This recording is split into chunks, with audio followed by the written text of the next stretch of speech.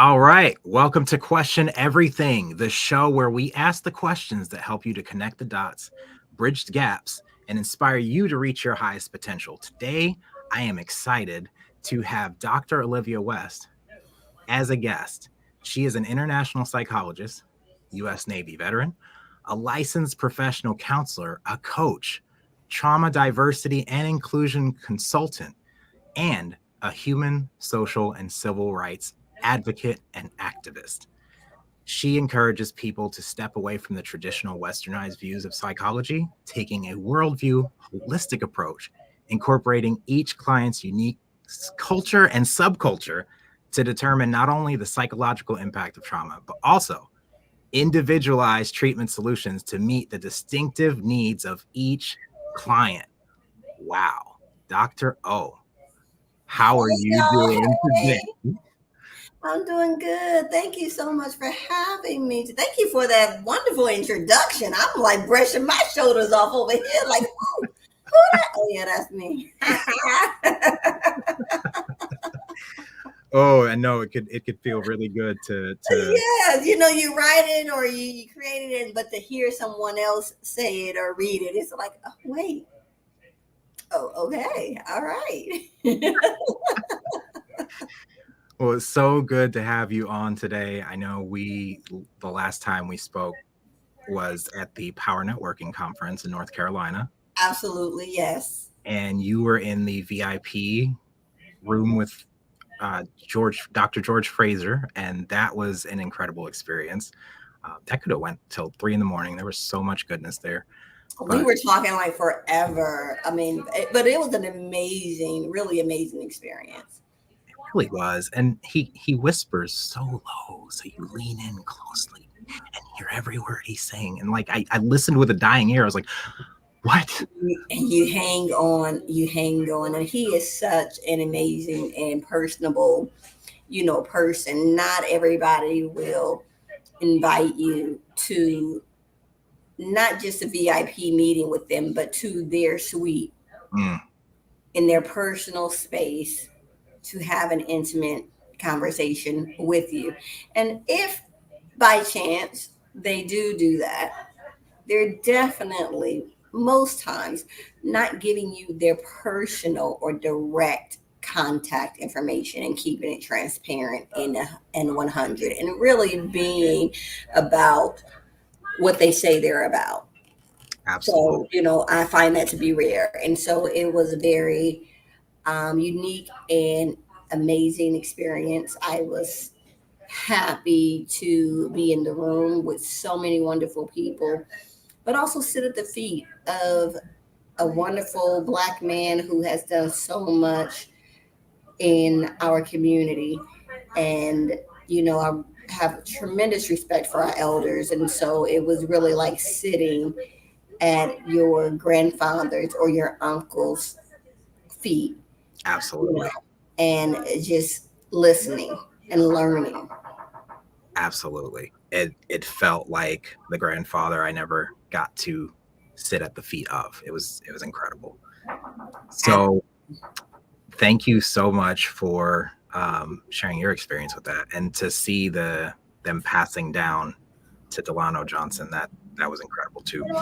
So we're going to dive into it because people showed up here not to hear about where we've been, but to hear how you can help get them through trauma. And I'm just curious, what inspired you to transition from a career in the U.S. Navy to becoming an international, not just local, but international psychologist, and starting your own business focused on trauma and healing? So that is quite a unique story. I'm going to try to summarize it as much as possible, but I feel that a lot of the parts are very important. So I joined the military right out of high school because I have learning disabilities, both dyslexia and dyscalculia.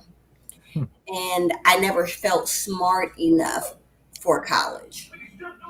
Um, my parents didn't go to college. I did not have any like influences and things like that in my nuclear family. And so I really did not even know how to apply and things like that. So the things I knew about college was every year we would watch the Battle of the Band between Grambling and Southern Hmm. universities, and Southern Grambling would always beat Southern, so I knew I wanted to go to Grambling. Number one, I was going to Grambling University, but I did not know anything about how to apply, how to get funding. The only thing I knew about college was it's very expensive. You can get loans, but you'll be in debt for the rest of your life.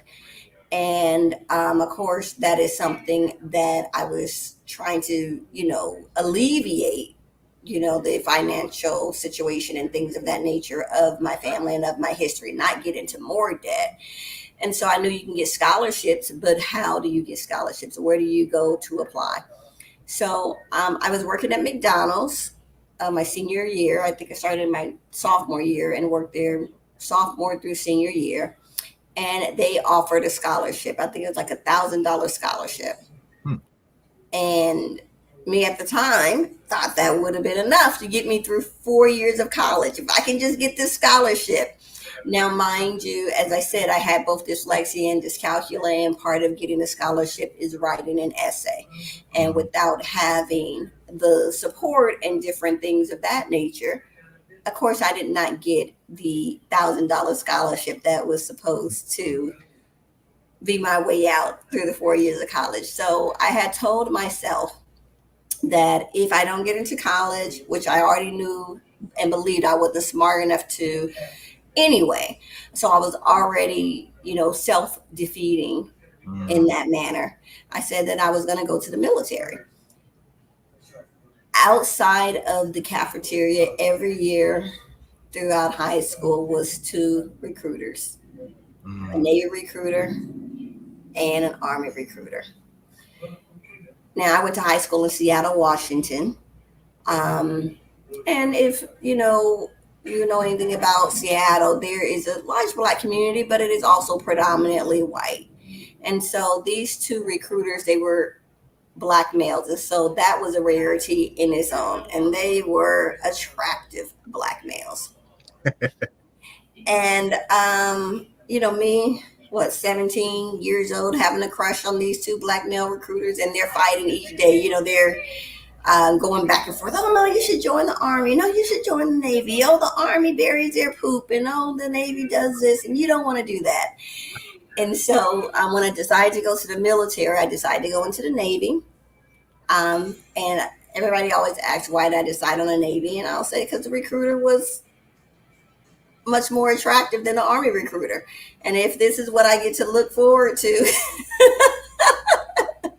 then this is where I'm going to go. And fun fact, I've stayed in contact with my recruiter throughout the years. He has been a wonderful friend and mentor. And he just actually retired from about nearly 40 years of being in the military. Anyways, so that's what made me go into the Navy, is because I did not think I was smart enough to go to college. After getting out of the military, I enlisted for 3 years. I served 3 years. That's a whole nother story as to why I got out, as it was my plan to continue on, make this a lifelong career. That did not happen. That was not in the cards for me. So after I got out of the military, I was like, okay, what the heck am I going to do? I'm still not smart enough to go to college. I ain't going to go there. So I need to find something that, is stable, has great pay, et cetera, et cetera. And I wanted to also continue to serve my community, serve my country in a way. So I went into law enforcement. Oh, wow. I went into law enforcement. I was with the Hillsborough County Sheriff's Department in Tampa, Florida for several years. And then my sister, she moved to Atlanta, the Atlanta area, and was having her first child, and asked me to move to Atlanta to help her, for us to raise our children together. I said, okay, I'll go ahead and do it, with the intent to be transferred to the APD, Atlanta Police Department. Filled out all the paperwork, did everything to get the transfer, was getting ready to start that Monday, and that Friday they contacted us and said they put a 2-year hiring freeze on, so which will pause everything, even the transfers for the next 2 years. Wow. So I'm like, what the heck am I going to do? By this time I had my son who was about 4 years old, and, it's me, and what the heck am I going to do? So I use and leverage my military and my law enforcement experience and went into private security. Hmm. Now, as I was doing private security, I had a team that worked under me. And one of my security officers, he was in school. And he used to always ask me, why don't you go back to school? Why don't you go back to school? And I would always just be like, no, no, no. Tell him no. Didn't tell him why I wouldn't, because I did not believe I was smart enough. It was just always like, nah, college is not for me. No, no, no. And I don't know if you all remember, but because I don't think they come on as much anymore, but we watch TV a little bit different. But back in the day, it used to be these commercials from colleges or junior colleges that used to come on and be like, have you ever? Well, call now. Call us now. And all that other kind of stuff. And so one day, one of those commercials had came on, and I said, you know what? I'm going to go ahead and call them just to prove to this security officer of mine that I'm not smart enough to get into college. I wanted to prove him wrong. So I called, not thinking it was going to go anywhere. Lo and behold, they called me back, and I went in for an entrance exam. Still like, okay, I'm going to go along with it. I'm not going to get in anyway. So I took the entrance exam, passed the entrance exam. Okay. Not going to go anywhere, got accepted. So, and then so the story goes. I started out with my associate's degree in criminal justice. And just from each class, each semester, I continued to just keep on going. And it was defeating against what I believed that I was not smart enough for, due to my learning disabilities. It was hard, and I struggled, as I did throughout my academic career, staying up really late nights, had to make a lot of sacrifices, and so on and so forth. But that's, I continued on.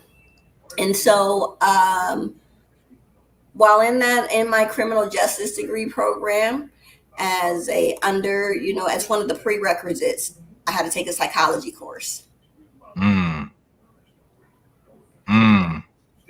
And that was it. I fell in love with psychology. I fell in love with the mind and how we think and discovering it. And actually, another fun fact, my professor, he is still one of my great friends and mentors to this day. Dr. Michael Hester. And I fell in love.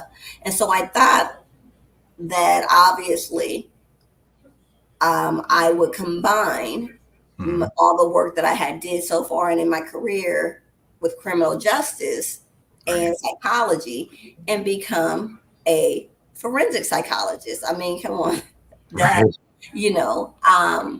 and so one of my professors, I told her what I wanted to do. And she said, actually, you don't want to become a forensic psychologist. You want to become a clinical psychologist and do forensic evaluations. So I said, okay, that's what I'll do.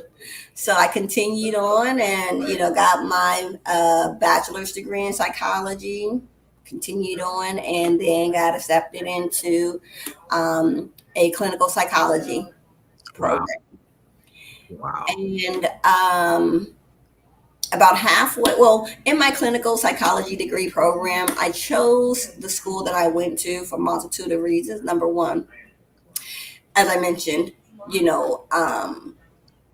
because of my learning disabilities, I still struggled with feeling good enough or smart enough. So I did not feel that I was smart enough to go to maybe a traditional mainstream university or college. Right. And so I went to, so therefore that narrowed down the selection that I have of colleges that were more geared or catered to adults and those who are going back to school. Mm. And so I went on a college tour and I checked out several and interviewed with several. And this particular school, it was located in Phoenix, Arizona. And they said that they're very diverse, very, culturally competent. They have a lot of diverse staff, et cetera, which was really important to me, especially in a place like Phoenix, Arizona, where we already know, culturally is not that very diverse. So to hear that the school was very important aspect as to why I chose them other maybe some other locations. And then once I was in, I found out that was not the case. It was Mm. um, a lot of microaggressions, a lot of ignorance to where they just didn't realize or know that they were being discriminatory and different things of that nature.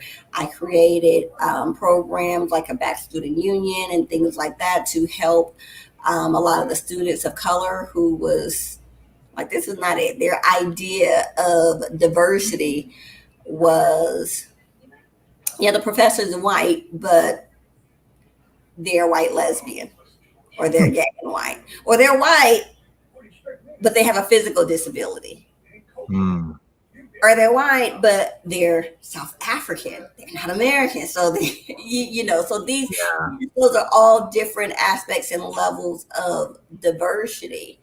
But Okay. what I was looking for and needing was to be able to relate culturally and through ethnicity and things of that nature in regards to diversity. And they did not have any staff of color and any professors of color on Mm. staff. And so a lot of things was misconceived in the program. I recall a time where I went out for my practicum and I called them to schedule the interview, and they denied me the interview because, I later got called into my clinical director's office, and they told me that I was denied that practicum placement because they said I had an attitude when I called. Hmm. And I'm like, who calls anywhere where they're trying to get a job and it's done for and is needed for their degree to finish with an attitude? Wow.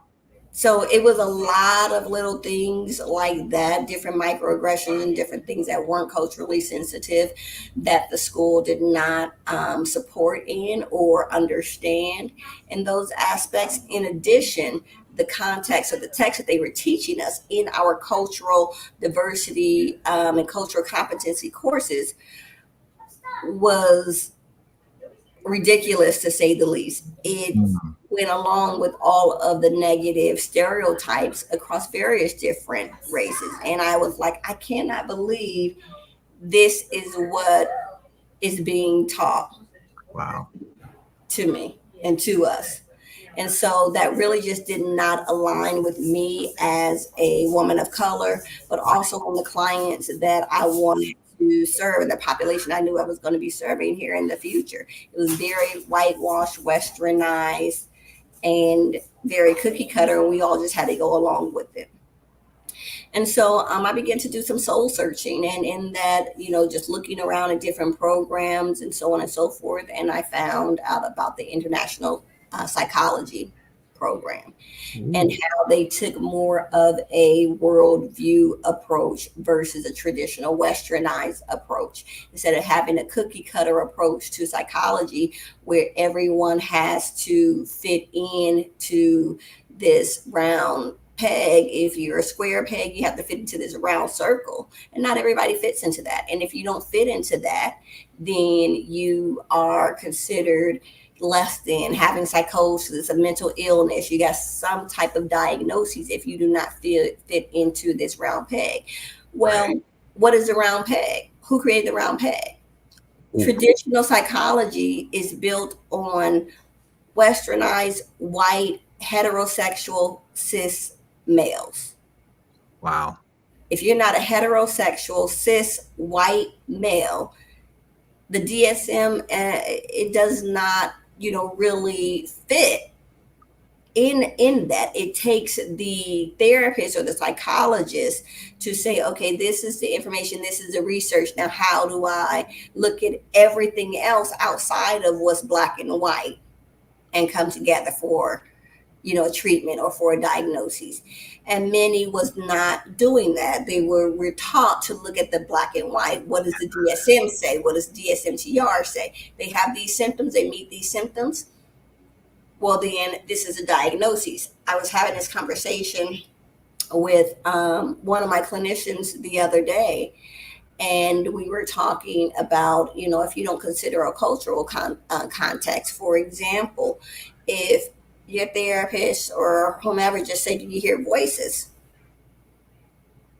Yeah. I talk to people all the time. I see people all the time. It's like the sixth sense. I see dead people. I talk to people, everything all the time.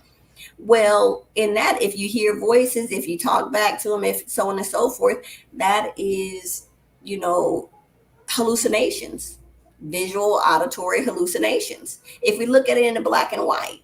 So if I just take that in black and white, and the fact that you hear voices or you're talking to people or talking to voices, etc., then you have schizophrenia. Well,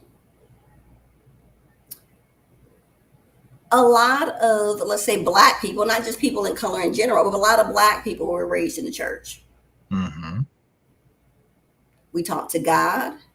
Mm-hmm. We hear from God. Even more than God, because they may say, okay, I can understand that. We talk to the Holy Ghost. Mm-hmm. If you don't hear the Holy Spirit, you're not saved. So if I hear voices and I'm thinking that's the Holy Spirit talking to me, but you ask me that and I'm being honest, yes, I do. Then a lot of times that's not the whole cultural context of it all. Is not asked, not looked into, not considered. A lot of us, we commune with our ancestors. Mm-hmm. We talk to our ancestors. We use crystals, sage, whatever the case may be. If that's not dug into, if that's not asked, if that's not talked about, if we're just looking at the ask the question, do you hear voices? And I answer yes. Right. And that's for many years what has been happening. And so because of that, and getting back to your question, this is good. Because stuff. Of that is what made me want to go more so into the international psychology route of taking a worldview approach, because a majority of that of our program is based on you have to immerse yourself into the culture. It's not so much just about watching it, hearing other people talk about it, reading or researching it. Our internships and our practicums was international. My first one was in Manila. Second one was in South Africa. Since then, done several, research presentations, et cetera, all over the world, and immersing myself into the culture to really learn firsthand about the culture, the subculture, how they think, what bothers them, what makes them tick, how their brain work, all of the things that impact the culture and the different peoples within these cultures in order for me to be able to work with you. Right. I can't, even as a Black woman, I can sit here and I can say, somebody may come to me, another Black woman, and say, oh, you're a great therapist for me because you understand me. Right. Or I understand you because we're both Black women. Well, I'm a Black woman from Seattle, Washington, Black heterosexual woman from Seattle, Washington. That's very different, can be very different in cultural aspects from someone who may identify as Black and female, but may not be heterosexual or may not identify as heterosexual. They may be from another part of the world or even another part of the United States. A Westerner and an Easterner, somebody from Cali and someone from New York is very different. Completely different. Someone from down south, extremely different. Yes. And so we can go in and get in and say, oh, there's lots of aspects that we can, we have a shared story that we can relate to, but not everything culturally. And so if we just look at that and say, oh, I'm this and you're that, so I can work with you because of these shared experiences, but not looking at the whole totality. Yeah. The work that I do is looking at the whole totality. What's your religion? What music do you like? Literal holistic approach. Yes, everything that is not just what people consider as culture, where you're from, your ethnicity, what you look like, your color. No, every aspect. Are you married? Are you single? Have kids? No kids? All of these things make our experiences unique and different. So how dare I, as a Black heterosexual female wife, mother, can say, oh no, I understand what it's like, girl, it's okay, when you're in a totally different situation. You're not married, so you're struggling financially, and because you don't have that additional household support that I may have. Right. Maybe you want kids and can't have them or never had them, or don't like them. How can I be like, oh yeah, just because I'm a Black woman, I can relate to that? I can't. Right. And so we have to look at outside of just what we can see or the physical when it comes to culture and our differences in order to really provide that holistic approach, including all of these different aspects. And so that's what I learned in my program as an international psychologist, and taking a more of a worldview approach than a westernized approach. And my particular program, it was a specialization in trauma. We had 2 tracks. One was organization systems, so really working with the trauma behind the organizations and systems, or a trauma track. And I just like the trauma track better than orgs and systems, and so I went for the trauma track. And really, ironically, even most people, or a lot of people, I would say not most, but a lot of clinicians will say, and this is even backed by research, that they've gotten into the field because either trying to figure out their own kind of mental health problems or trauma or different things, or those within their family. Exactly. Yes. That was not, although I can understand that was not my story, because I was not exposed in that way to therapy and to mental health and to those things growing up.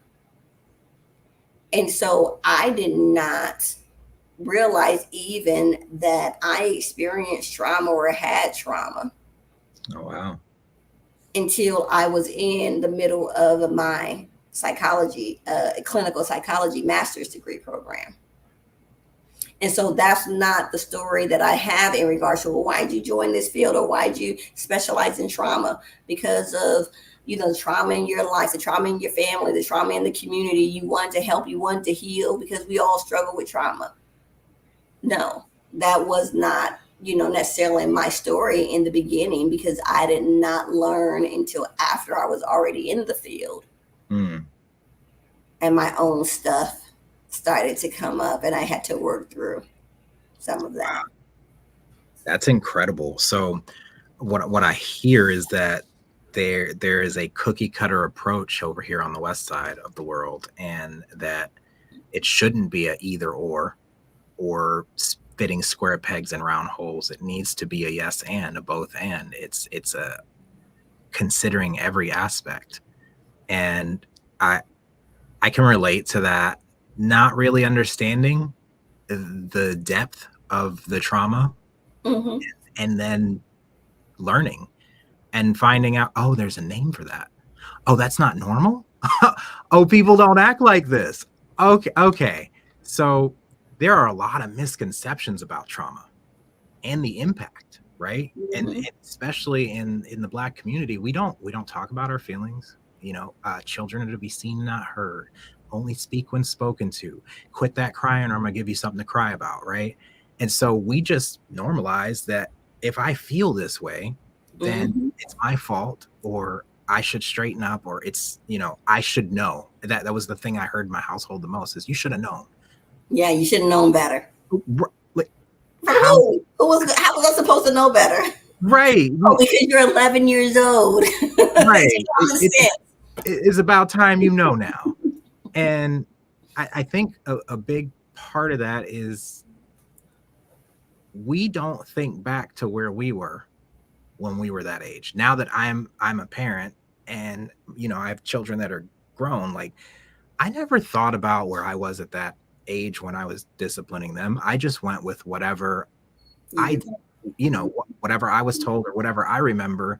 When these situations come up, this is how you discipline a kid. Even though I don't agree with it, that's not how I would do it. I just went with it because it was ingrained in me, right? mm-hmm. And my son at one point said, he was 18 or 19, and he had a realization. He was like, holy cow, I can barely take care of myself. I don't have a job. And at this age, you had me and my sister. I'm so sorry for thinking anything else about you because I don't know how you did it. And I thought, wow, that's deep, because like we don't think that way, right? We just kind of go with the motions. And so what are some of the biggest myths that you've encountered in your work, and how do you address them in your particular practice? Well, I think it is, just what you said. It's the shared experience, Yeah. right? And we often, therefore, because it's a shared experience and what we're used to, then it's normalized. It's normalized. That's just the way it is. Right. So, like you said, what are you crying for? What am I complaining about? Everybody's parent is incarcerated. One of their parents. Everybody is raised in a single parent household. Everybody is on food stamps. Everybody is in this, community. So what? This is what we know, and this is how we bond, even as adults, on the shared experience. Yeah. Often use the meme when you're on social media. How many of us have come across that meme that lists nothing but a whole bunch of letters? A, B, D, G, and all you see in the comments is just people laughing. LOL. Oh yeah, I knew what that was. Right. From the back. Ha ha ha. Yeah. Oh yeah. And it's like if you was raised in a Black household, if you know what, and then these letters. You was raised by a Black mama, if DK, and what are the letters? When somebody finally says it, or we all know and we all resonated. If you don't get your Black in the house by the street lights, I'm a whoop and whoop whoop whoop. And it was just the letters, and even it was just the letters. Yes, you just see it, and yep, I know what that means. And we all bond over it. We laugh. We all know it. Nobody needs to tell us what it means. But that's trauma. Wow. So if we look at, there's a study, and it is a foundational study. Like therapists and mental health professionals that especially deal with trauma, they kind of lean on this study. It's the ACEs study. It's research that was based on studying children and looking at how trauma impacts them. It is impacted in them by adverse life experiences. And so it was a study that was kind of done to see, okay, well, later in life, those who have these issues or these problems or these situations, what did they experience earlier in life? And they had developed a correlation between trauma and, honestly, it's pretty much the shared Black experience or the shared experience of people in color. Have you ever had anybody in your household that was incarcerated? Looking at low socioeconomic status, looking at single parent households, looking at all these different factors and seeing that the more that you had these things, the more as an adult it was increase your risk for these other experiences. And so a lot of people kind of lean on or, resonate with that ACEs study when we're looking at defining trauma. I lean on that because when we look at trauma, most of us think of trauma as what we call big T trauma. I recall working with one of my first clients and I diagnosed him with trauma. And he said, Trauma? I ain't never been in no war. I ain't no veteran. I ain't in the military. What are you talking about? PTSD. I've always associated that with, like war. And a lot of us, that's what we do. When we think of trauma, we think of war. When we think of PTSD, we think of like war. We think of, major life events like sexual abuse, molestation, violence, getting shot, seeing it, witnessing it, those types of things. And yes, all of those things are traumatic events. For the most part, majority of these big T events are singular. It's not many times where a person is getting robbed at gunpoint. If you have that happen multiple times, you might need to question where you at or what you're doing and your whereabouts. Right. Unless it was like childhood molestation, there's not a lot of people who are who get sexually assaulted more than once. Right. It's usually a singular event, these big T trauma. Okay. And what often plays more of an impact or just as much as these big T traumatic events is what we consider as little t. These are things that align with the ACEs study. These are things that we have normalized as part of the Black experience, my experience, the immigrant experience, the this experience, the that experience, just life. Again, things like growing up in a single parent household, low socioeconomic status, coming home and maybe the light's not on, not having food to eat, being in and living in a high crime area where you have to dodge and dodge dope boys on a corner and different things of that nature. All of these things. The list goes on. So if we look at trauma, all trauma is, in pure definition, is just stress. The difference between everyday stress and traumatic stress is the impact that it has on us. Wow. And so if we look at the diagnostic manual to define what qualifies as PTSD, threat of death or great bodily harm to yourself or to someone else.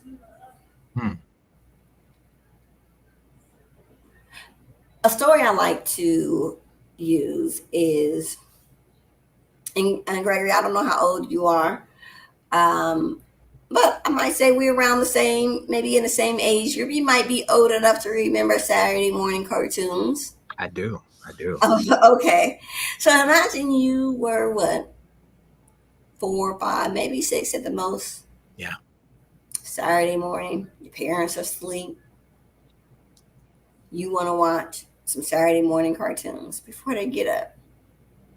You go out into the living room, turn on the TV, you happy, you ready, you're hungry. You got to make yourself some breakfast. You make yourself some cereal. You go in the kitchen, you get your bowl and your spoon, get it out the cabinet, you sit it down on the table. Go back into the kitchen, you get your cereal. You pour your cereal into the bowl, fill it all the way up to the top, big boy bowl. You go back into the kitchen, open up the refrigerator, and you get the milk. Huge, big gallon of milk, and you're holding it heavy gallon of milk and taking it to the table. Take off the top, you pour the milk into the cereal. And what happens? Spill it everywhere. Spill it everywhere. milk, cereal, all over the place. And at that time, who wakes up and comes out? Mama, Mama wakes up and comes out. grandma, somebody. Grandma, daddy, auntie, whomever. So, grandmama come out for you? Mm. What does grandmama say? Well, there wasn't much talking. There was a belt, Mm. and I was in trouble. And I got my behind tore up. Okay. And I don't even know what I did wrong. I didn't realize that getting up and taking care of myself that early to do what I wanted to do was a problem. Okay. And even though it was little talking, what was being said? Oh man. You're a mess up. You all well, I'm being Yeah, politically keeping it correct. clean. Yeah, you're a F up. You always mess things up. Like, you shouldn't be doing this. You should have known better. You should have come and got me. And you try to come and get them, and you get in trouble for that too. It's like I can't really figure out what to do because everything I do is wrong. So at 4 to 6 years old, yelled at, cursed at, Hmm. told you're a F up, you can't do anything. Ugh, why did you were supposed to just come and get me. You get on my nerves. Mm-hmm. Just like your dad. Just like your daddy. You get on my, get your little black, get out of my face before I knock the lights out of you. Knock the sense out of you. Knock you into the middle of next week. Matter of fact, go get the belt. And then quit that crying. I'm gonna give you something to cry about. Kid, quit that crying unless I'm gonna give you something to cry about. Now, as adults, 30, 40, 50, 60 plus years old, shared experience. We sit back and laugh with our friends. Oh yeah, oh yeah. I lived with my grandmother. She didn't play. I read this one time, my uncle, mother's twin, sister got in trouble. You get in trouble, he'll say, he was a nice one.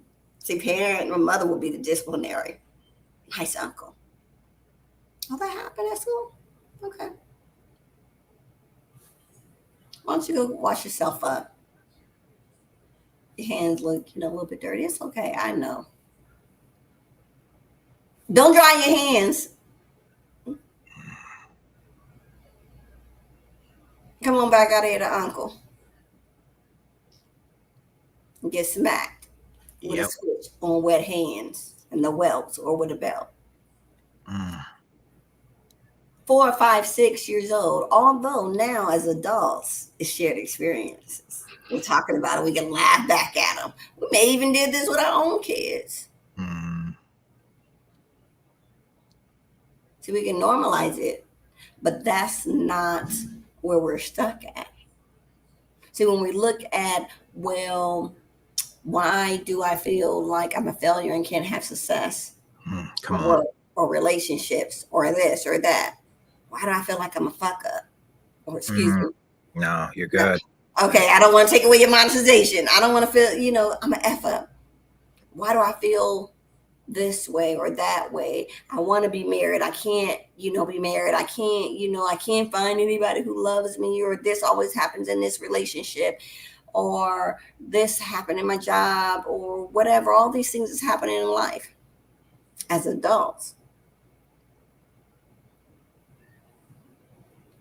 Things that we bond over and that we normalize in our 30s, 40s, 50s, we're not looking at it from the age where we're at today. No. So we're going back to that pure definition of trauma, of death, of great bodily harm to yourself or someone else. It doesn't fit. Going back to that 4, 5, 6-year-old Gregory who spilled some milk. How do you know at 4 years old, 5 years old, 6 years old that your mama or your daddy is not going to smack the block off of you. Mm. They're not going to knock you into the middle of next week. They're not going to kill you because they brought you in this world and they'll take you Mm. out. Mm. You don't. Now, as adults, we have the coping skills and the tools to know that that's not true. But at 4 years old, 5 years old, we're not and don't have the comprehension and the tools and the coping skills. So that 4, 5, 6, whatever age, that's a threat of death or great bodily harm. So the problem with most of us is that unresolved childhood trauma, that we need to heal that inner child that has been traumatized. Mm. Because now what has happened, this is where our core beliefs come from that shape us throughout the rest of our life and Yeah. throughout the rest of our journey. So going back, what does your grandma tell you when you coming out and she sees the milk spilled? You're an F up. You're Satan's son. You're the devil. Satan's son. Yeah. You're the devil. So how does that internalize to that 4-year-old, 5-year-old, 6-year-old? I mean, we're sponges in that air. At that age, we're sponges, and we're only soaking up what's given to us. And so we're getting all of that as identity. We learn about ourselves, others, and the world around us from our nuclear family, those are there within our parents, and nuclear family, those that are within our household, from our community or extended family, those are everybody outside of our household, extended family members, your school, your environment, your church, what have you, and then from media. Mm-hmm. My day was the newspapers. Now it's social media and Googling and everything. That's where we learn and develop our core values and our beliefs in who we are and what we are or what we think about ourselves, others, and the world around us. So early on, those early influences, your grandmother, those that was in the house, she called you an F up. She says you're a failure. You're not good enough. You just like your daddy, who was also a failure and who was also a scum. Now, what are you internalizing you?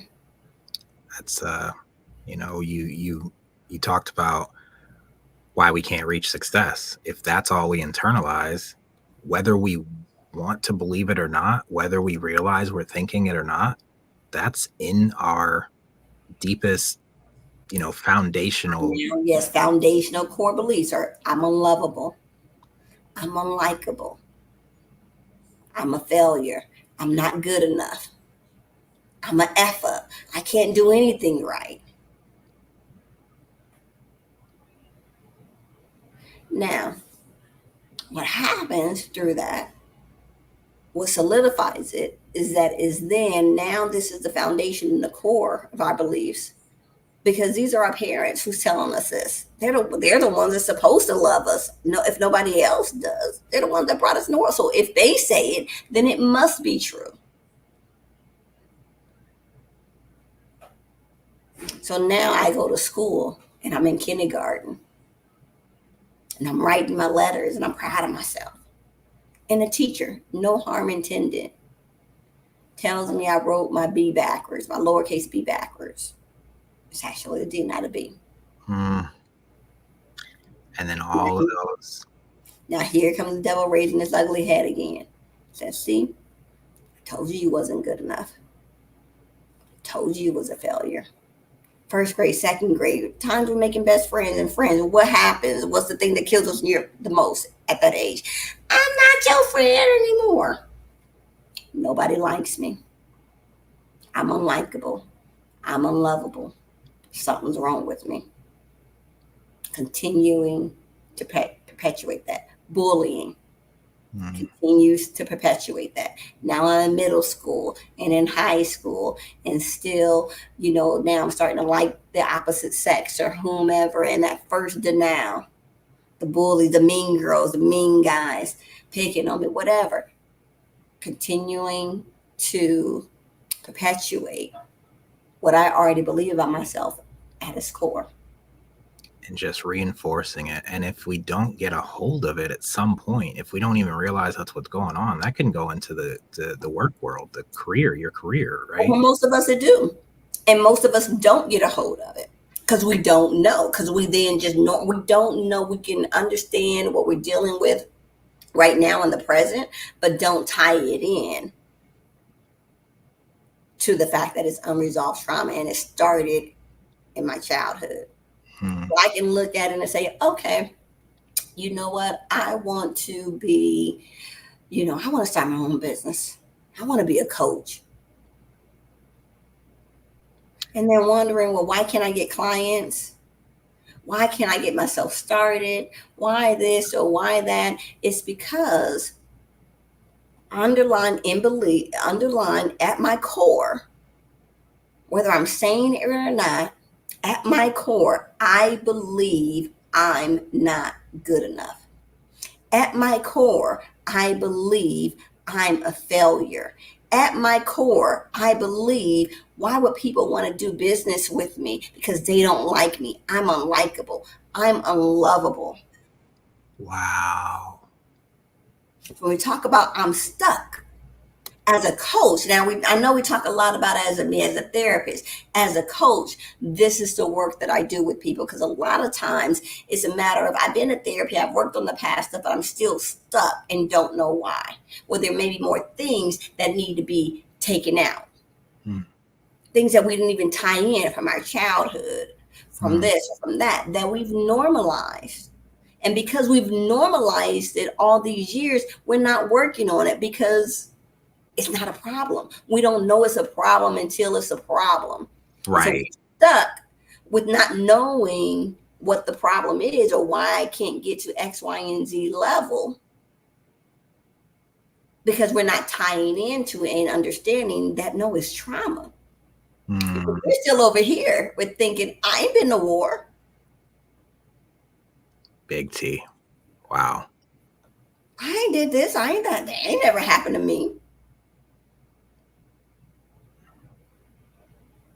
And the disservice comes because when we get to a certain position and we go into therapy, we say, I need to figure this out.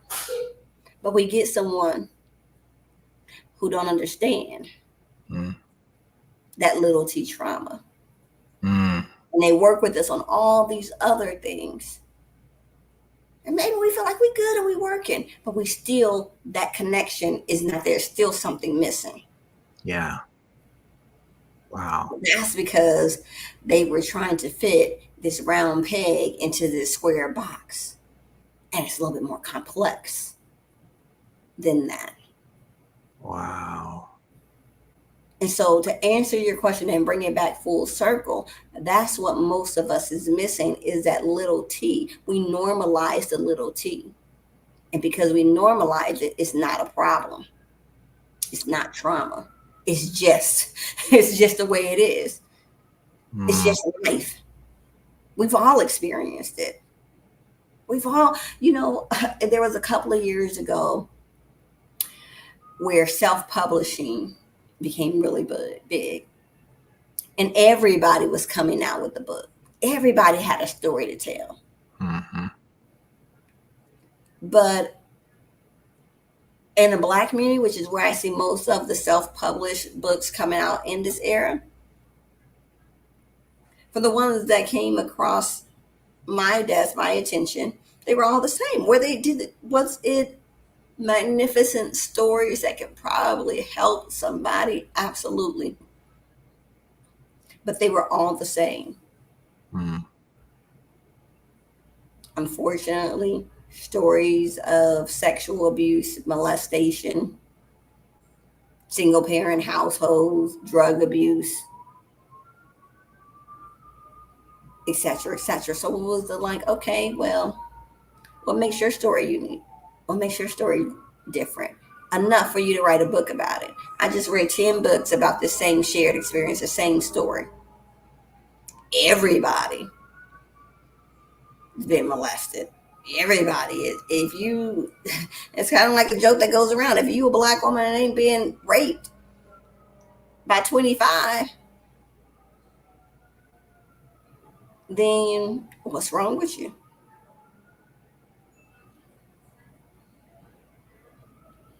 And because of that, we've all normalized it. Things that are just natural, but not understanding that no, baby, that's trauma. It's not I sit here and I talk to people, and some of my girlfriends, even or guy friends, and they telling me this or telling me that, and they laughing about it, and I'm like, that's not funny, baby, that's trauma. That's not cute. So we can't change the past and maybe some things that we've experienced, but we can definitely change the present and the future.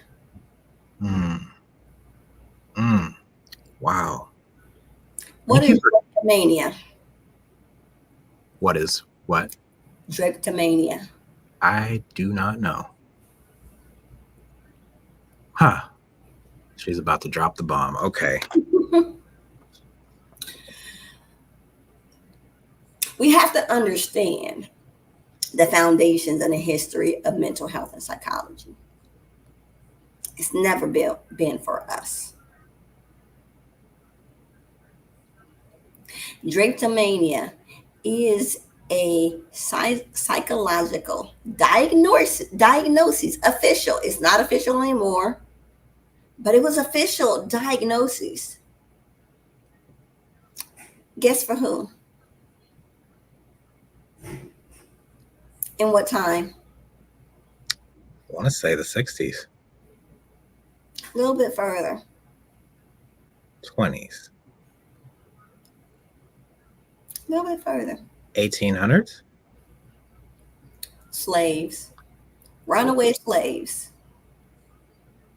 If you were a runaway, getting beat, hung, tortured, slaves, you were diagnosed with the mental illness of drapetomania. You must be crazy to run away from your master.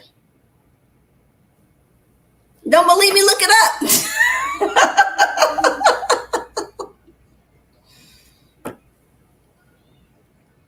That's the history of psychology, of therapy, of mental health for anybody who was not white, heterosexual, cis, male. When you say cis, what do you mean? Cisgendered. Okay. I don't think I've ever heard that term. CIS. So cisgendered is in the diaspora of like the LGBTQ plus community. What you considered as a not just a heterosexual male, but a heterosexual male who in all contexts. Like there may be some heterosexual males to where we say that, oh, they're metrosexual. Okay.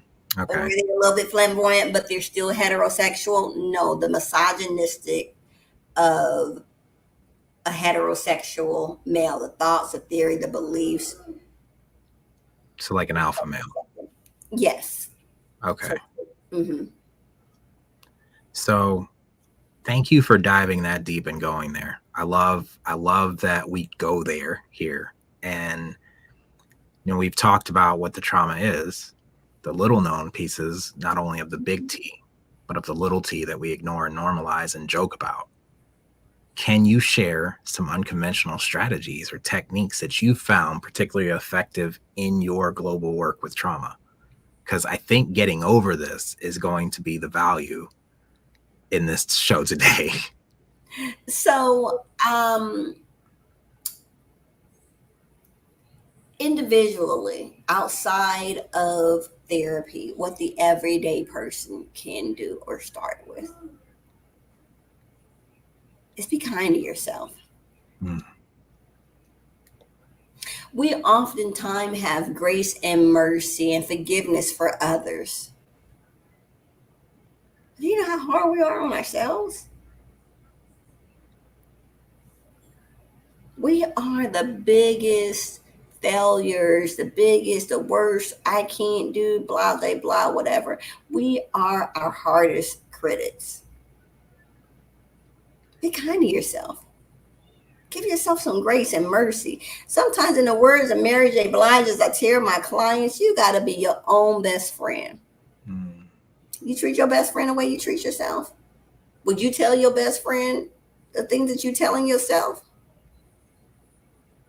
Never. No.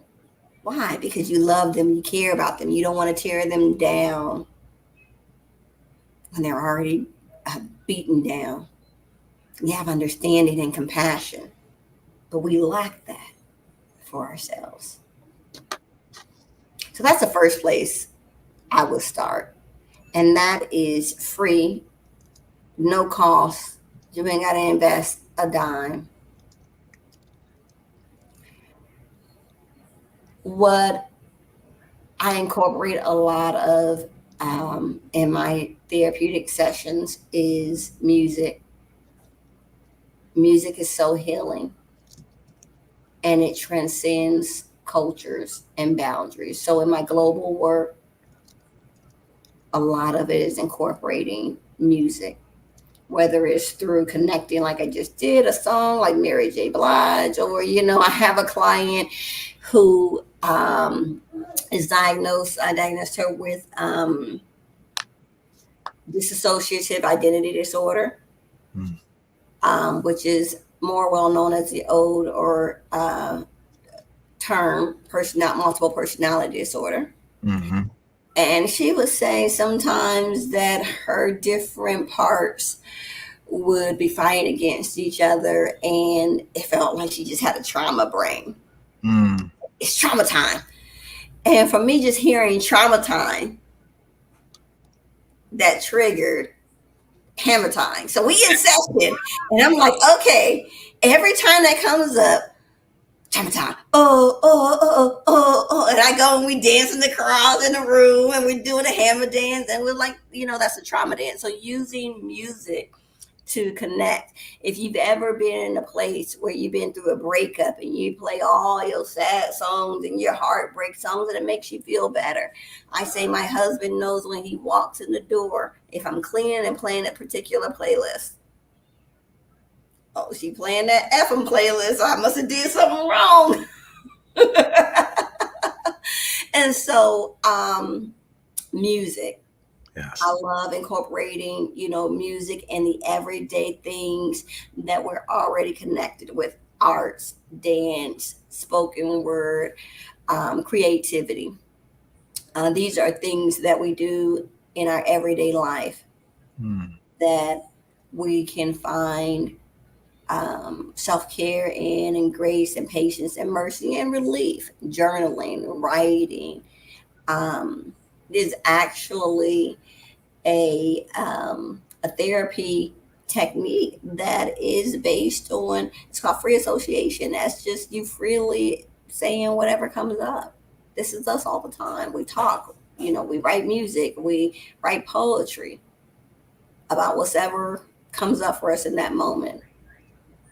So those are some of the things and techniques that you can do, that everyday person can do on their own. But of course, as a mental health professional and a coach, I do highly recommend therapy.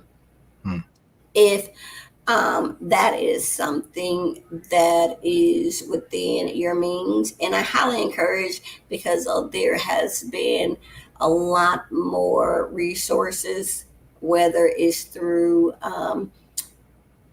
practices offering a sliding scale fee or something that's more income based, or whether it's through a scholarship program, EAP, your insurance.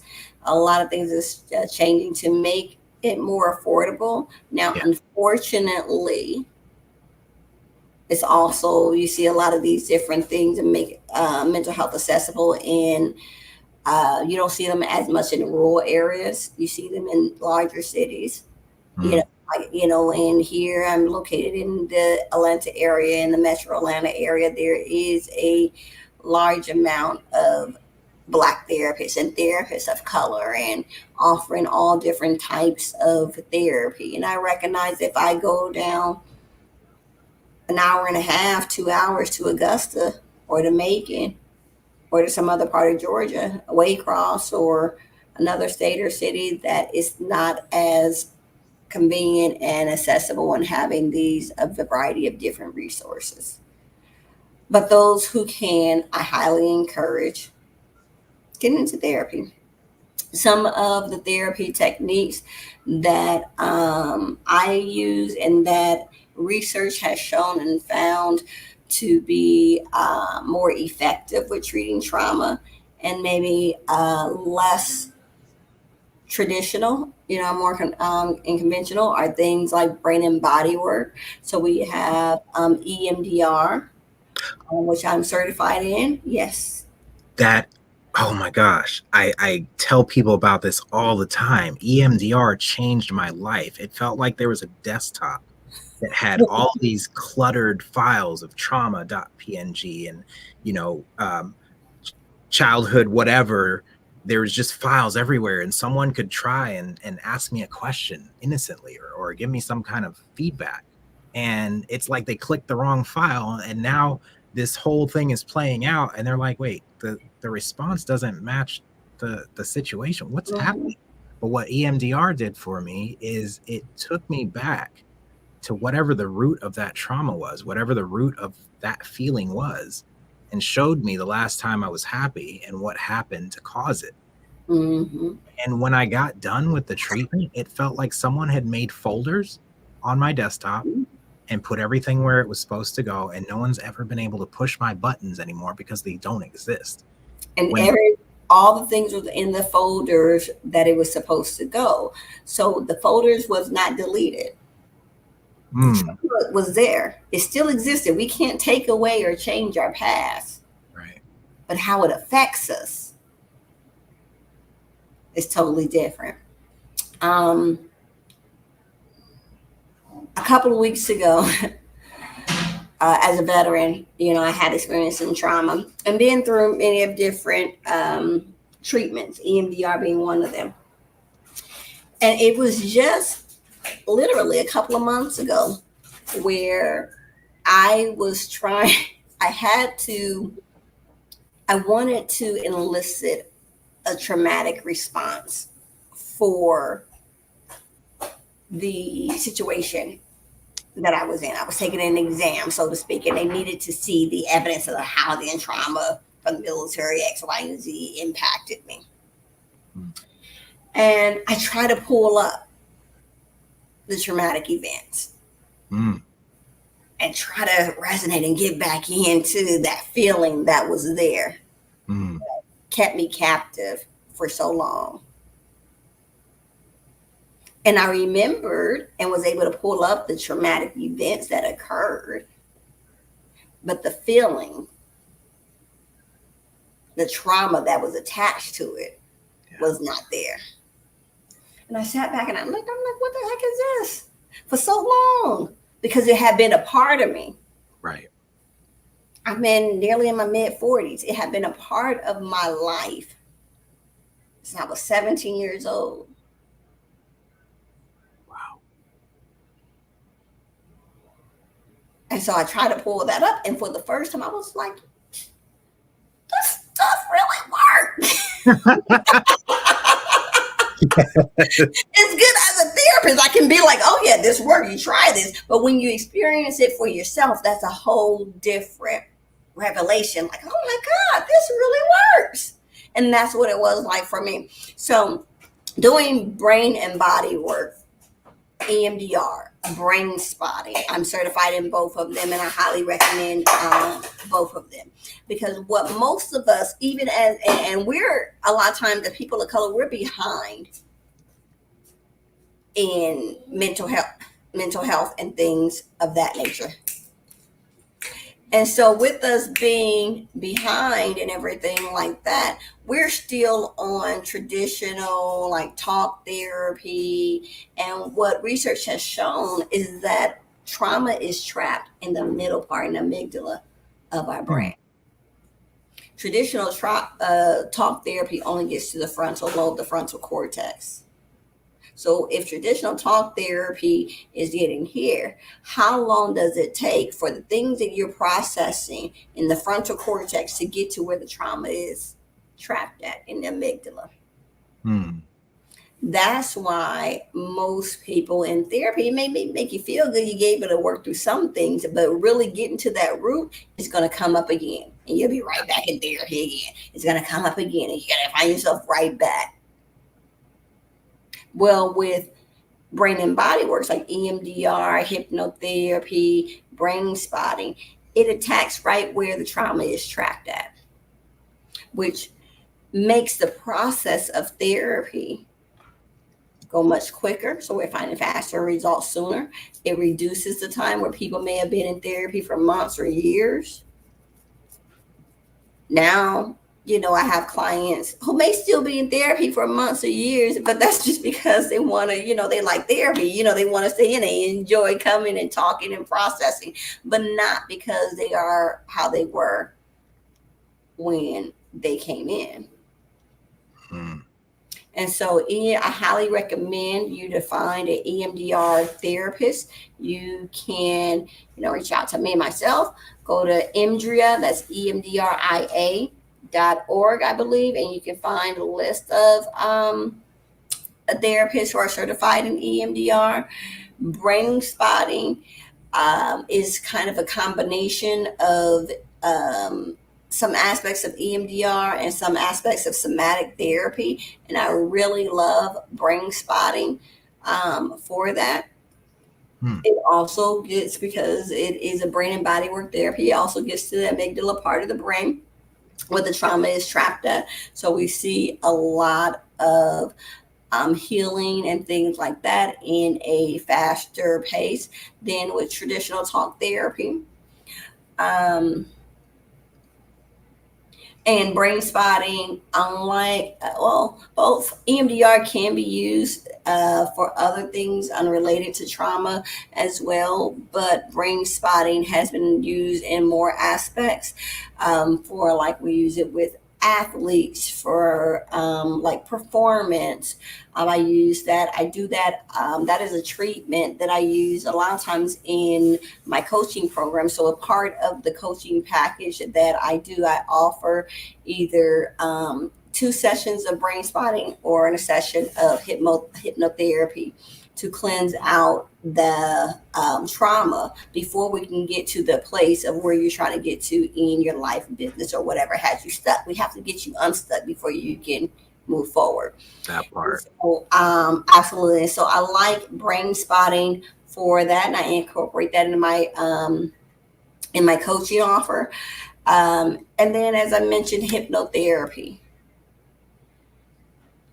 I love hypnotherapy, and I'm grateful to be one of the founding people who have been certified in hypnotherapy, founding women, black, especially in the black women, to be certified in hypnotherapy. And I am so excited to see so many others getting certified in hypnotherapy, because although hypnotherapy is not what they consider an evidence-based treatment, it is probably one of the most beneficial treatments, especially to people of color and indigenous cultures. And the Hmm. reason why is a lot of times, especially if you come from a religious or a spiritual background based in like Judeo Christianity, thinking of hypnotherapy, we think of things that you may see in a Vegas showcase or what you've seen on TV. Ooh, you're getting sleepy. You're getting sleepy. The clamp down my fingers, you're going to fall asleep. And when you wake up, you're going to give Dr. O all your money and invest it into our practice. On a count of three. 1, 2, Three. That's what people think. But in actuality, why I love hypnotherapy, especially for people of color, is because I feel that it really, it is one of the mainly only therapeutic techniques that incorporate the wholeness of us. Mm, During we go through, we start out with a kind of an interview process where we're gathering information and we're gathering your strengths. mm, Who is your support system? mm, Do you have a higher power? What is your spiritual side? Do you want to bring that higher power into our sessions and call on those higher powers or ancestors? Who is your support system? Do you want to bring them in, dead or alive? mm, Affirmations. What do you tell yourself? They can be scriptures, they can be anything. And we take all of that information that we gather from you to implement into the hypnotherapy section. So first we go into an induction.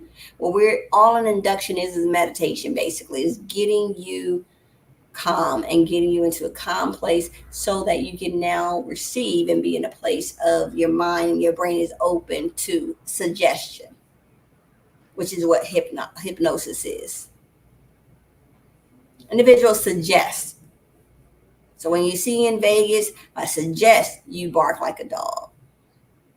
And most of that is not true. But when we can tap into that subconscious, which is done by getting you relaxed through that meditation, through the induction, then we can tap into your subconscious and we can make suggestions to you. What do therapists suggest back to you, which is makes it different than what you may see on TV or Vegas Showcase? What we're suggesting back to you is the information we gathered from you in the interview. mm. So as we're digging up your trauma and you're going back to little Gregory and you're crying and you're emotional, and I may say, well, who is there holding little Gregory right now? Mm. I just got chills. I don't know about you, but I just got chills. Who's that holding little Gregory right now? Yeah. And little Gregory might say, you know what? The only one who ever felt loved me was my grandfather. My grandfather Charles is holding me right now. He's there. He's sitting next to me. God is there. My higher power, however I define them, ancestors. Well, let's bring them in and have them hug you, have them hold you, have them comfort you. You also can bring in the person who was the cause of the trauma. And that's your big age, as they say these days, that you are today. You get to talk to that person and tell them. So you want to curse them out? You want to yell at them? You want to, at least in my office, during that process, you can do anything. You want to punch? You want to scream? Go ahead. Just don't hit me. The walls are replaceable. The furniture is replaceable. Anything in here I can replace. Have at it. As if that person is in the room today. Talk to that person. Tell them what you need. Tell them how they hurt you. Tell them whatever. All of this is done in the confines of hypnotherapy. Mm. Then once all of the trauma and all the negativity and everything is taken out, now we build you back up. Mm. And we build you back up, not with things that Dr. O believe or say or see in you. We build you back up with the things that we gathered from your interview, the affirmations that you tell yourself. We collect examples of when you were or when you thought highly of yourself, and we feed you back. You know you can do it because you did it at this time. Just like you were, just like you did, just like you felt when X, Y, and Z happened. Yes. Positive affirmations, scriptures, whatever you brought in. Higher power. You know you're not alone. You have your higher power. And this and that and the third. And that's a hypnotherapy session. Wow. We continue with that until it's all cleared out. And the beauty about that, the benefit, unlike other sessions, is that it's recorded. And so you leave with the recording and you listen to that recording as much as you can to really embed that in you. And the only thing that's recorded is the good, the induction, and then all of the positive that we're filling you back up with. All of the trauma, all the negative that we're digging out of you and taking out, and all the bad experiences, that's not recorded. Wow. The induction and then the positive of filling you up to get you into that relaxed place to receive the suggestion, and then the suggestion comes with all the positivity. Wow. Hypnotherapy session, and it's beautiful. And so when we can get people past the, oh, doctor, oh, you ain't gonna be doing no hoodoo voodoo to me now, are you? We can get them past that point. Then the transformation that we see is miraculous. And I guess for all therapists, because some like to just have a specific niche. All they do is hypnotherapy. All they do is this. All they do is that. With me, once again, I do not believe in a cookie cutter approach. If all you do is hypnotherapy, you're no different to me than the westernized heterosexual cis male white male who has a square box and everybody got to fit into this round peg. Everybody got the round pegs. Everybody got to fit into the square box. If you're round peg and you don't fit into the square box, that's hypnotherapy or whatever technique you use. If you only use one, it's a square box, and it works for everybody. Oh, when it didn't work for you, but it works for everybody, so it must be something wrong with you. No. With some people, it might be okay. You come in and you want to do a hypnotherapy session this week. Next week you come in, you be like, Doctor, oh, I feel like I want a brain spotting session. Okay, let's do some brain spotting. Next week it might be, okay, I want a brain spot for some, but I really have this other stuff on my mind that I just want to get off. So we may do some talk therapy. We may do some meditation. We may do a hypnotherapy induction to get you relaxed. We may do some EMDR. We may do some hypnotherapy. We may do some EFT tapping. But you have to, as a therapist, be well-versed and well-rounded and have what we like to say is a vast toolbox. Wow. Because you can't pull from them tools if they're not already in your toolbox. Come on now. We need more therapists like you, Dr. O. Wow, this has been so insightful, so impactful, so packed with strategies and relatable stories. And I could go on with you all day here. We can go on forever. It is something I'm just very, as you, hopefully you can tell, I'm very passionate about. And this is what I do. I have a wonderful practice, and shameless plug, if you guys want to work with me or one of my clinicians, honestly, in my practice at Out of the Box Counseling, Coaching, and Consulting, I train each and every one of my clinicians, and you have to be the same mindset, the same ethics in order to work at our practice.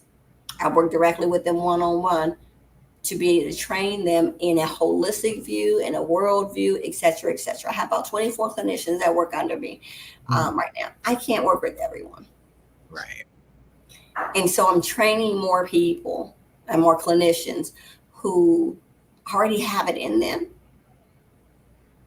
and already want to go this route to be more holistic. And how do we incorporate it all? So you guys come out, find us, Out of the Box, ccc.com. Hopefully, Gregory, I'm sure you'll put it all the information there. But if you have unresolved trauma, you're interested in any of the things that I listed or said, myself or any one of my clinicians are trained, certified, and qualified to be able to provide those services. If you've already been to counseling and you've already worked with or through a lot of things, unresolved trauma, et cetera, and you feel on that era, just like yourself, maybe Gregory, you've done EMDR and you're in a good place, but you want to go further. Always. And going further, you're now finding out, well, why am I still stuck? Why can't I get there? Right. I'm following the path, I'm following the formula, I'm following the process of what they say, $1 million business, brand, mindset, whatever, but I'm not at $1 million yet. I want to be married and I can't find a good wife, a good husband. The dating pool is garbage. There's pee in the pool. I said, well, you know what? If you're in a pool and there's pee in a pool, maybe you should go to the lake. The ocean, something. Yeah, start out with the lake. Expand. Oh, the lake is dirty. The lake is nasty. You ain't got nothing. Well, go to the ocean. I'm sure your parents told you, just like they told me, there's plenty of fish in the sea. The ocean is mass. There's more. So with that being said, it's someone for everyone. There's something for everyone. And so if you find yourself stuck in your career aspirations, or maybe in your relationships, you're having trouble in dating and marriage, or familiar relationships, friendships. I don't know why I can't keep enough friends. I don't know why this. I don't know why that. Any area or aspect where you're hurting or you want to grow. And you're like, why am I not getting to where I want to get to? That's what we do. We're helping to look at and define what has you stuck, getting out those stuck areas, things that might be still unresolved, cleansing them out through, as I said, either through a brain spotting or hypnotherapy session, and then giving you the blueprint, which I feel is missing. Most people will teach you or say, most coaches, I'm a mindset coach, $1 million mindset, $1 million brand, $1 million this, $1 million that. And we know that you need to change your mindset, maybe look at things differently to be able to get to where you want to go to. But who tells you the how? Y'all say it. We may teach you the branding stuff and the websites and how to look the part and get your brand. But when you in it, what I see is now that I'm in it, but I don't know what the heck I do. I invested all this money and I still can't get clients. I don't know. Because it's not resonating with you, because there's something still within you that is self-defeating. What is that? We help you not only to identify that, but you'll also address it to be able to overcome it. To be able to get out those blockages, to have you stuck, and get you to where you really want to be and where you really want to go. So powerful, man. I did not know. I love when I find stuff out on the podcast that I just see my face like, I've been looking for someone that does EMDR. And then you drop that gem. I'm going to drop that in the chat as well. Hemdria.org. Like, yes. That I did not know that was a thing. I've been telling people about EMDR. I thought my therapist was the only one that had ever done that. So no, EMDR is the organization where EMDR is founded, and they hold our boarding credentials. Everyone who is certified or trained, they had to go through EMDR at some point. But what I do know about EMDR is that you can go there and search in your state or in your location for EMDR certified therapists. Now, are there EMDR certified therapists that are not in that network? Absolutely. But if you want the easiest way to be able to find one and you want a quick and easy way, you can go there and search. I think after this show, they're going to go to droliviawest.com before they go to emdria.org. You better. You just opened up so many people's eyes today, and I thank you for your time. I was going to ask where can they find you, but she was like, I came ready for that. I knew I was going to spend my people today. So I will give it again. If you want to work with us, and predominantly probably one of my clinicians, I would say, for therapy. And let me quantify the difference between therapy and coaching. What I like to say is therapy takes you from where you are on today, August 10th, 2024, at, I can't tell the time, but let's just say 3 o'clock. Mm-hmm. August 10th, 2024, 3 o'clock p.m. in your past, from birth to today. All the past trauma, childhood trauma, deal with it, etc., to where you are today. Coaching is a piggyback off of therapy. Coaching deals with where you are today on August 10th at 3 o'clock p.m. to where you want to get to in the future. Brought that full circle, connecting the dots, bridging the gaps, and helping inspire you to be who you were meant to be. Absolutely. So if you need to deal with the past to the present, then you can find us and reach us at Out of the Box Counseling, Coaching, and Consulting. Our website is outoftheboxccc.com. And if you want to work with me directly for coaching, maybe you've already done through some of the childhood stuff, you've done some work, but you're still stuck onto getting to that next level of where you really want to be. And that is droliviawest.com. Now, if you forget or don't remember both, reach out to me on either, and we will get you directed to wherever you need to be. Powerful. I love it. For some reason, it's not letting me share that link on Facebook, but it is on YouTube. Go over there, like, subscribe, comment, share. And thank you for tuning in today. Wow. You talked about the chills. I got all sorts of emotions, new ideas. I want to talk to you offline. I know we're going to talk offline about more. Yeah, there's so many ideas for partnership and just ways that you can help serve our community as well. And so we're going to talk about that. But I thank everyone for tuning in. Encourage you to go watch this on YouTube if you're not already there. Go subscribe. Yes. And also check me out on YouTube if you want just more information. My podcast is Dr. O After Dark, where we break down all of the things in regards to mental health and trauma and humanize it and relate it, just as we did today, just as a conversation with Gregory. This is what we do on Dr. O After Dark. We have real conversations with real people, and we dissect and talk about how trauma is relatable to all of us so that we can all heal. So check us out there. And last little plug, you can always call me, text me.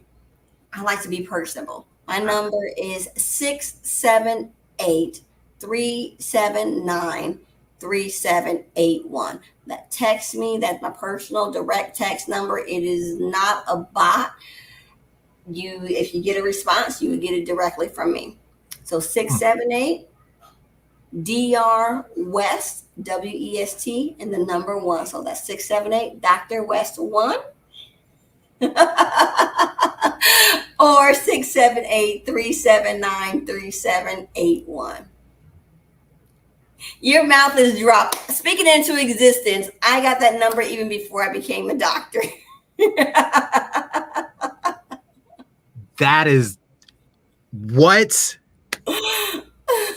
Talk about God talking to you before you knew he was saying something. Absolutely. I was like, let me look and see what Dr. West how I can, if that number is available, if I put it into digits phonetically. And you already had it. Wow. Now, you know what? I'm going to go look at my number and see what mine is, because wow. That is Okay. That's a mic drop moment right there. I'm going to end And the. Gregory Yes. is 7 letters. So go and look and find your area code and just be like, I'm at 808 Gregory. That is that.